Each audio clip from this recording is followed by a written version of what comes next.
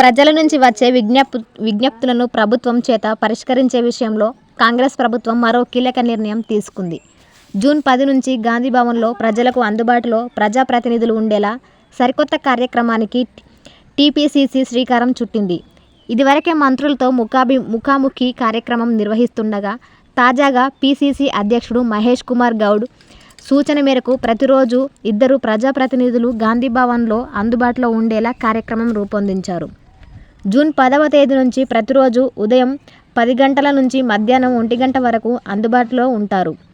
వీరు ప్రజల నుంచి వచ్చిన విజ్ఞప్తులను స్వీకరించి వాటిని ప్రభుత్వం చేత పరిష్కరించేలా కృషి చేయనున్నట్లు టీపీసీసీ ఓ ప్రకటన వెల్లడించింది. తొలుత రోజుకు 2 కార్పొరేషన్ చైర్మన్లు గాంధీభవన్లో అందుబాటులో ఉండనుగా ఆ తర్వాత ఎంపీలు, ఎమ్మెల్యేలు, ఎమ్మెల్సీలు, ఇతర ప్రజాప్రతినిధులు ప్రతిరోజు 2 చొప్పున గాంధీభవన్లో ప్రజలకు అందుబాటులో ఉండనున్నారు. రేపటి నుంచి మళ్లీ మంత్రులతో ముఖాముఖి.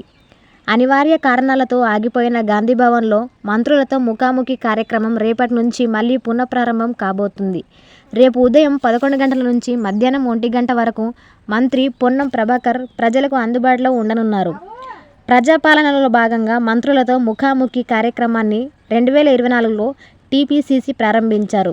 అయితే ఇటీవల ఈ కార్యక్రమాన్ని అనివార్య కారణాల వల్ల నిర్వహించడం లేదు.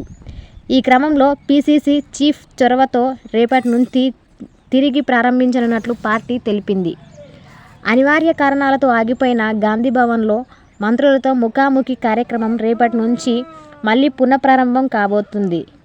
రేపు ఉదయం 11 గంటల నుంచి మధ్యాహ్నం 1 గంట వరకు మంత్రి పొన్నం ప్రభాకర్ ప్రజలకు అందుబాటులో ఉండనున్నారు.